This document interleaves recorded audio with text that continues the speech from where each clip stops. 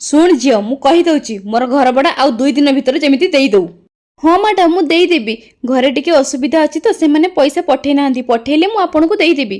ତମ ଭଳି ଝିଅମାନଙ୍କୁ ମୁଁ ବହୁତ ଭଲ ଭାବରେ ଚିହ୍ନିଛି। ପଇସା ତ ଠିକ୍ ପଠେଇଥିବେ, କିନ୍ତୁ ତମମାନେ କୋଉଠି ବୁଲିକି ନହେଲେ ସପିଂ କରି କ୍ଲବରେ ଉଡ଼େଇ ଦେଇଥିବ। ନାଇଁ ମ୍ୟାଡ଼ାମ ମୁଁ ଜମାରୁ ସେମିତିକା ଝିଅ ନୁହଁ। ତମ ଭଳି ଝିଅମାନଙ୍କୁ ମୁଁ ଠିକ୍ ଚିହ୍ନିଛି। ପଇସା ଯଦି ଆଉ କିଛି ଦିନ ଭିତରେ ନ ଦେଇଛ ତାହେଲେ ତମଠୁ ମୁଁ 2 ଗୁଣା ପଇସା ନେବି। ଠିକ୍ ଅଛି ମ୍ୟାଡ଼ାମ, ମୁଁ ଆପଣଙ୍କୁ ପଇସା ଦେଇଦେବି। କ'ଣ ହେଇଛି ଝିଅ? ମା ମୋର କିଛି କାମ ଦରକାର। ଆପଣ ଘରର ଯାହା କାମ କରିବେ ମୁଁ ସବୁ କରିବା ପାଇଁ ରାଜି ଅଛି। ପ୍ଲିଜ୍ ମୋତେ କାମ ଦିଅନ୍ତୁ। ଠିକ୍ ଅଛି, ଧନ୍ୟବାଦ ମା। ଏବେ ପୁଣି କିଏ ଆସିଲା? ସୀମା ତୁ ଭିତରକୁ ଆ।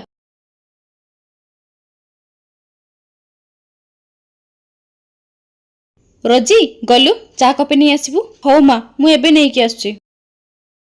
ଏ ଝିଅ ଏଠି କ'ଣ କରୁଛି? ଇଏ ବହୁତ ଭଲ ଝିଅ। ସେ ତାର ନିଜେ ଖର୍ଚ୍ଚ କରି ପାଠ ପଢୁଛି। ସେ ଚାହେଁନି ତାର ଖର୍ଚ୍ଚ ତା ବାପା ମାଙ୍କ ଉପରେ ଦବା ପାଇଁ, ସେଇଥିପାଇଁ ଏଠି କାମ କରୁଛି। ହଉ ହଉ ମୁଁ ଆସୁଛି। ପଇସା ମୁଁ ଆରେଞ୍ଜ କରିଦେଇଛି ମ୍ୟାଡ଼ାମ, ମୁଁ ଏବେ ନେଇକି ଆସୁଛି। ରୁହ। କ'ଣ ହେଲା ମ୍ୟାଡ଼ାମ? ମୁଁ ପଇସା ଆରେଞ୍ଜ କରିଦେଇଛି। ଥାଉ, ତମର ଘର ଭଡ଼ା ଦବା କିଛି ଦରକାର ନାହିଁ। ମୁଁ ଜାଣିନଥିଲି କି ତମେ ଏତେ କଷ୍ଟ କରି ପାଠ ପଢୁଛ ବୋଲି। ତମର ଆଉ ଘର ଭଡ଼ା ଦବା ଦରକାର ନାହିଁ। ସେଇ ପଇସାରେ ତମେ ତମର ପାଠରେ ଖର୍ଚ୍ଚ କର, ଆଉ ମନ ଲଗେଇ ପାଠ ପଢ।